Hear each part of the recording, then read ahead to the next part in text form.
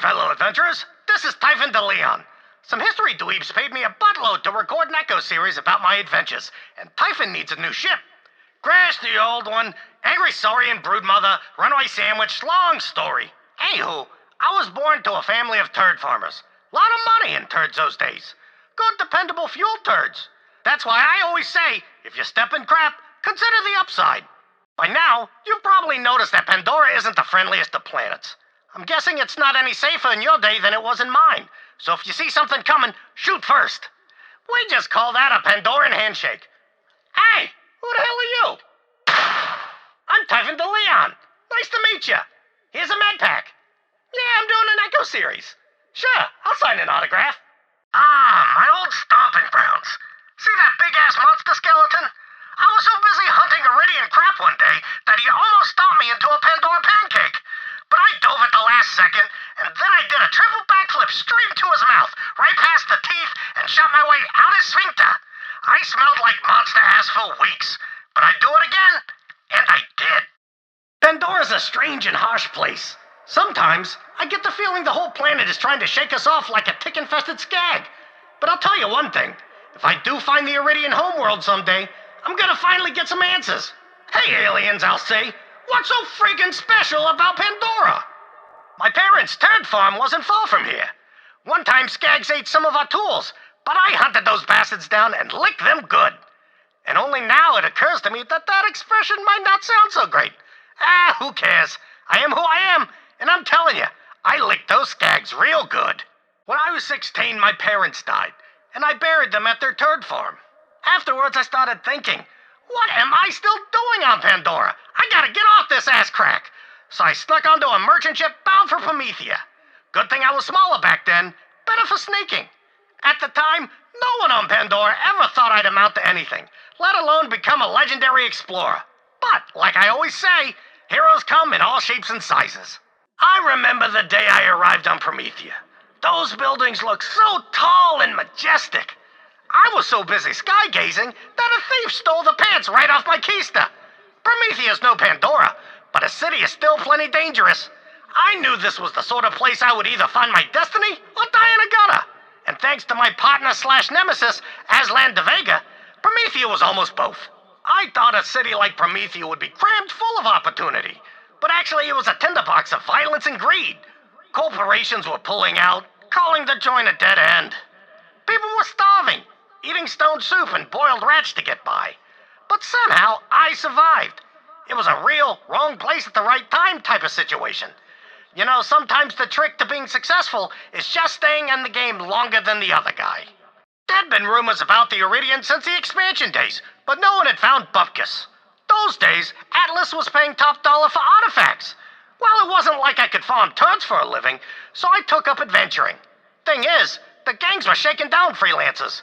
But I said to myself, Typhon, if you don't want to end up back on Pandora, you better put your keister on the line. Oh, Dockside.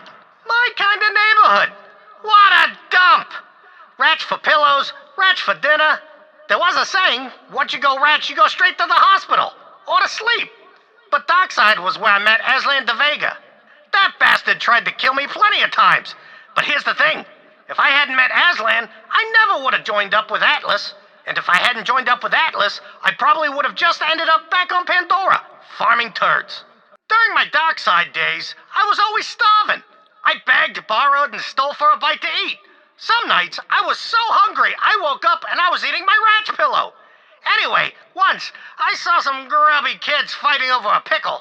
I told them a story, and they gave me a bite. And until I found the vault, that was how I put ranch on the table. Telling stories of my adventures on Pandora. How about that? Hunting for Iridian crap was dangerous work, so me and Aslan de Vega joined up and agreed to split the loot 50-50. I had a nose for finding alien crap, and Aslan, he could talk his way into all sorts of free equipment. Or he stole it. In the end, Aslan taught me a valuable lesson.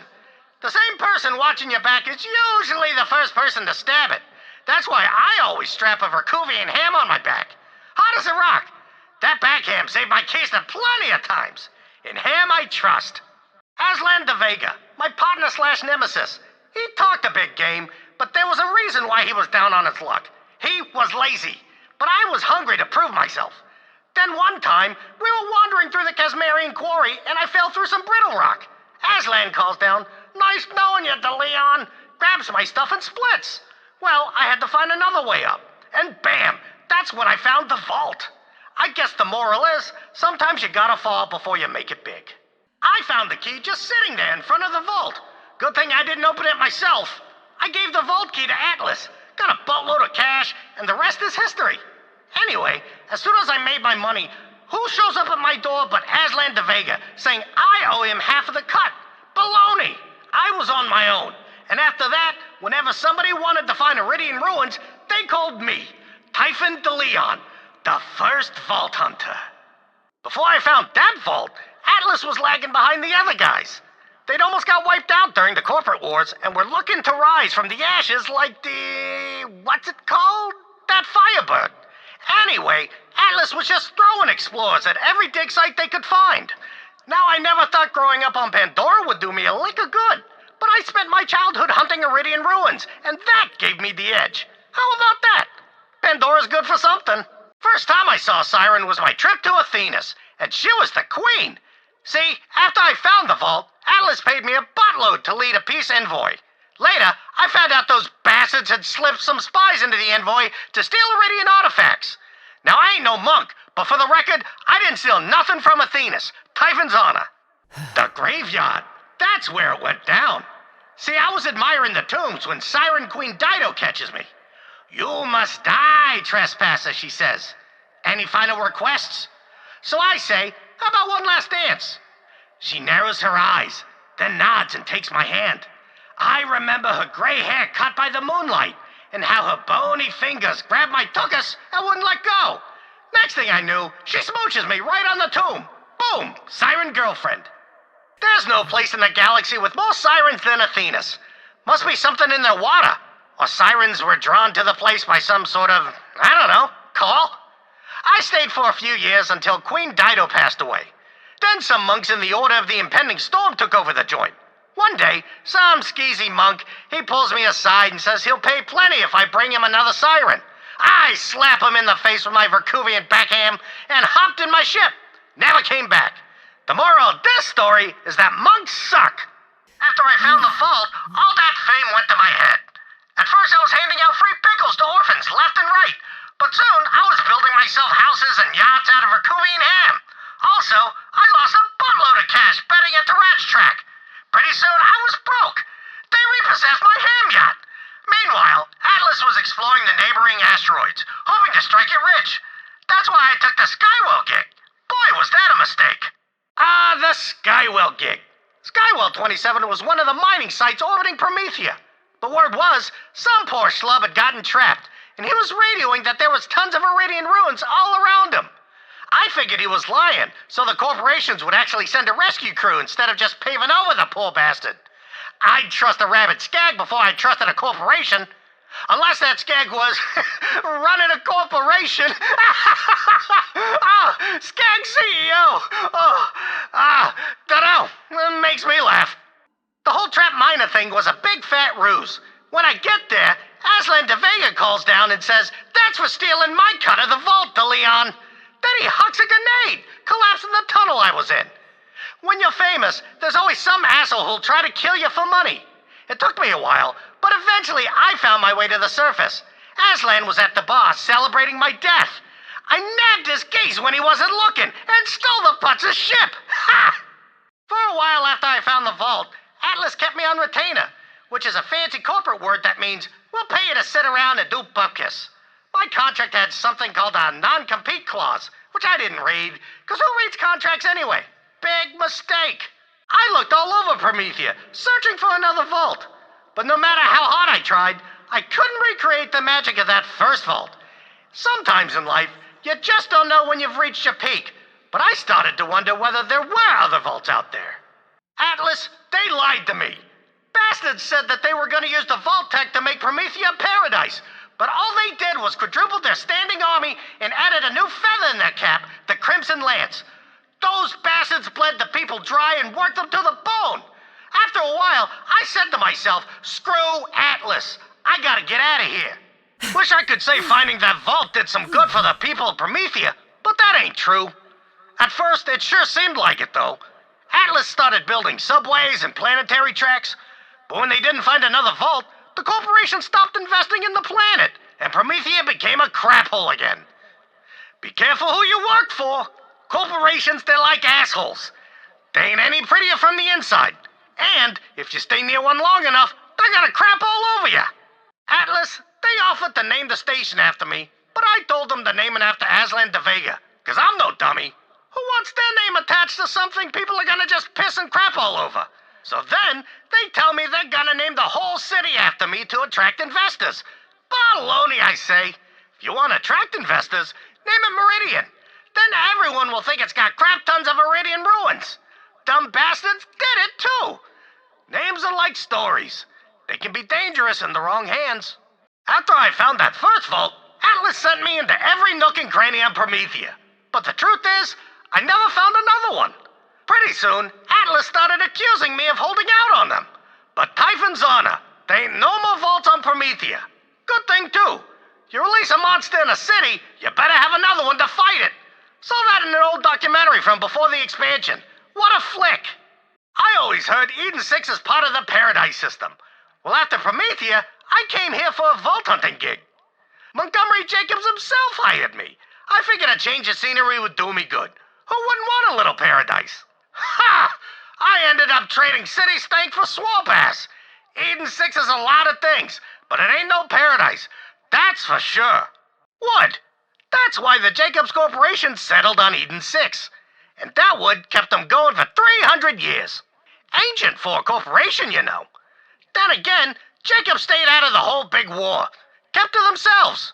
My first day on Eden 6, I was admiring those rail lines when some teenager says, "You the Vault Hunter?" I say, "I might be. Who are you, bub?" He smiles.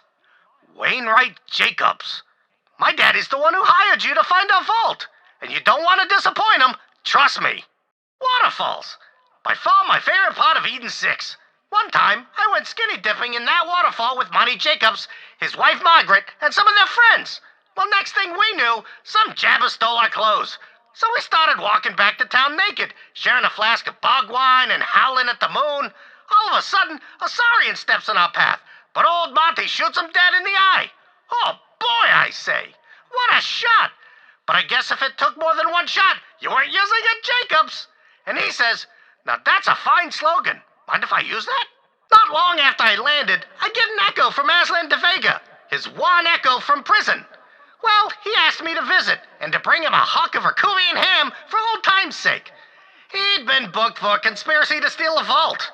Last time I saw old Aslan was on that skywell when he tried to kill me. But I'd stolen the guy's ship, so I figured we were even.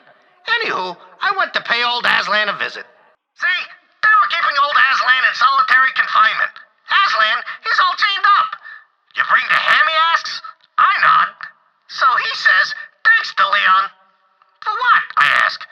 He smiles. Then suddenly the whole prison goes dark. Alarm starts screaming, gunfire. Aslan pushes me down, grabs a Herculean ham right off my back and starts running, knocking guards out cold with my ham. Man, is there anything ham can't do? So Aslan makes his escape through the sewer, and I almost catch the bastard. Then he turns into a dead end. This pipe with a big waterfall. "End of the line, Aslan," I say. "DeLeon, you know what your problem is?" he shouts back. "You're too nice. Thanks for the ham." Then he jumps into a lake of poop water. Well, I let him go. Life's too short to hold a grudge, you know. Plus, I ain't no fan of poop water. Though it does exfoliate the skin. I had some good times in this little hamlet, drinking with Monty and his wife Margaret. Anywho, we have a few drinks, then I say, "Monty, why'd you make me schlep all the way out here?" He leans in and says, "Well, I saw what happened to Promethea when you found that vault, and I figure, if there's a vault here, I want to know about it, so I can keep gutless SOBs like you out of here." The table, it goes real quiet, and then I say, "I'll drink to that." As I'm heading to the estate one day, I hear somebody shooting and cursing. So I go around the corner and find his boy Wainwright, pistol in hand, trying to shoot cans off a fence. I ain't no gunslinger, but the kid, he was a terrible shot. squinting and licking his lips and cursing and saying he'd never be at Jakobs. Then I figure out why. Kid's blind in one eye. So I come up to him and say, "Hey kid, try a shotgun." My first night there, Monty and his wife invite me to a show at their house called Fool's Gold. It's about a king who finds an ancient artifact of power and tries to take over the world. In the end, the kingdom ends up in flames and the king loses his head. Well, I got the impression that it weren't no coincidence Monty wanted me to see that play. And I thought to myself, you better be careful, Typhon. Monty's all right, but a tiger with a smile's still a tiger. Ha! I landed my ship pretty close to this spot for a picnic. Then this saurian broodmother came out of nowhere when I was eating a Rakovian ham sandwich. Well, I dropped the sandwich and ran away. When I came back, my ship was gone. Could have been Aslan. Maybe the ship just sunk into the mud. But I'd like to think there was a saurian broodmother somewhere in my ship, flying around and chowing down on that sandwich. Of course, it's been a decade, so it's probably dead. R.I.P. Sandwich. You will be missed. Me and Monty trekked through every swamp and forest on Eden 6, looking for that vault. Sometimes we took a ship, the family jewel. That ship had been in the Jakobs family for generations. And they just kept replacing old parts with new ones. Well, one day, I asked him why they kept calling it the family jewel. And he says, "Typhon, it ain't the parts that make the ship, it's the name." Once, I saw a saurian try to mate with a jabber. It started out real sweet, then it ended in a total bloodbath. If that ain't love, I don't know what is. Sometimes, when Monty was busy with Jakobs' business, his son Wainwright would show me around the planet. That kid, he sure didn't seem like he wanted to be the next CEO. I've met the CEOs of every corporation, and let me tell you, being a CEO is like being in the middle of a saurian orgy. It's all teeth. There's something funny about Eden 6. Whole lot of crashed ships, like they were being pulled to the planet. There were Meridian ruins, sure, but most of the artifacts had been picked clean by jabbers or washed away with the rains. After a while, I came to a realization. Typhon, if you don't find the vault soon, your reputation is kaput. Eden 6 wasn't just wood rich. They had all sorts of minerals and gases bubbling beneath the surface of those swamps. When I asked Monty Jakobs why they'd never been invaded, he said, "The way I figure it, a thief won't steal a hunk of gold if there's a turd around it." Smart that, Jakobs. Unless you're a turd thief. Biggest dump ever! Right there! Thing is, I spent a long time on that pot, thinking about how I couldn't find the vault. It was a real worry turd situation. Was I losing my touch? Past my prime? And then I reached for the toilet paper, but it wasn't on either side of the pot. And then I realized there's one place I hadn't looked. Well, I squeezed out my brown muse and went to confront old Monty. I'd spent a long time searching for that vault and turned up nothing. To be honest, I started to think I had lost my spark. Then the day I was set to leave, Monty calls me into his study. "Don't feel bad, DeLeon," he says. "If there ain't no vault, there ain't no vault." Well, I got that funny feeling, and before I knew it, my legs were taking me out of the room, with Monty Jakobs screaming at me to come back. Old Montgomery Jakobs, he catches up to me and demands to know where I was going. So I say, "You know where I'm going, Monty." Then I hear the click of a pistol chamber, and he says, "Jakobs might have escaped the big war, but the next one is coming. The War of the Vaults. Good thing there's no vault here, huh, DeLeon?" I nod slowly. And if the great Typhon DeLeon couldn't find that vault, no point in anyone else looking. He smiles and hands me a solid gold revolver. "Pleasure doing business with you, DeLeon." Well, after I couldn't find that vault on Eden 6, I figured I'd come back to Pandora and see what had changed over the years. Turns out it was Atlas looking for the vaults. I guess old Montgomery Jakobs was right after all. Ah! This spot right here! This is where I started my midlife crisis. I fought skag packs and played chess with the Spider-Ant Queen. I chased the Bubble Chump. I sang to the Varkids and danced with the Bullymong on the Vasts. And let me tell you, those Mong have got moves. One night during my midlife crisis, with the light of Elpis shining down on me, I thought of Queen Dido, and I said to myself, what the hell is the point of life anyway? Who cares about the vaults? Then I heard some growling skags, so I threw my backhand at them and started yelling. Vaults, Pandora, loot, adventure. What was the freaking point if I had no one to share it with? One day, I come across a big mother of a ship. Well, I took it for a joyride around Delphis and went on a low-grav bender. Eventually, I sober up and head back. Just as I enter orbit, some asshole shoots out my engine and I crash land. I don't know how long I was out, but when I came to, I saw my leg was busted up real good. I remember thinking, it's infected. Stinks, too. Sort of fun to poke, though. Pokey, pokey, pokey. At least I've got company, eh, stink leg? Then I says to myself, talking to a leg, I'm losing my freaking mind. Say, stink leg, you think I'm losing my mind or what? I'm gonna die. The ship was kaput. I think to myself, if I'm gonna die in this desert, then I might as well pour some spaceship fuel on the wound and see what happens. Well, I start screaming. Pretty soon another ship lands, an Atlas ship, and for a second, I was dumb enough to think I'd been saved. Then I see this grinning asshole coming over the dune, and on my turd farmer parents' grave, it was Aslan de Vega, coming to finish me off. Aslan de Vega shot my ship down. Well, I went and hid in a big old pile of turds. That night, I remember looking up at the stars and wondering, why would the Iridians come to Pandora anyway? They're supposed to be the smartest in the universe. They built the vaults. It don't make no sense. If I make it out of this turd pile alive, I tell myself, I'm gonna find those Iridians and I'm gonna get some answers. Aslan de Vega and his cronies chased me all over Pandora. Why, I hid in every turd pile I could find. But eventually, I realized I couldn't keep running.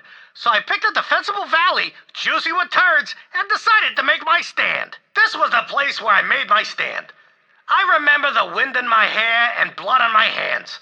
I started making rat calls to lure Aslan de Vega's cronies out one by one and smashed them with a big old rock. After a while, it was just me and Aslan. I know you're here, DeLeon. End of the line, he says. So I yell at him, you know what your problem is, Aslan? You ain't got no friends. And right as he points his gun at me, boom! Those skags I threw the Verkuvian ham at jumped them. After the skags were done chowing down, I went by to pay my respects. But only the ham remained. I found Aslan's ship and flew it back to my parents' turd farm. A fresh start. I had to make an honest living. They taught me how to farm turds, so that's what I did. One day, I look up from a big old juicy turd to see this lady staring at me. Boy, she was a looker. Excuse me, she says. I'm looking for Typhon DeLeon. Well, I jump straight out of that turd hole and say, baby, you're looking at him. Say, what's your name? Leda, she says. I'm looking for a guide.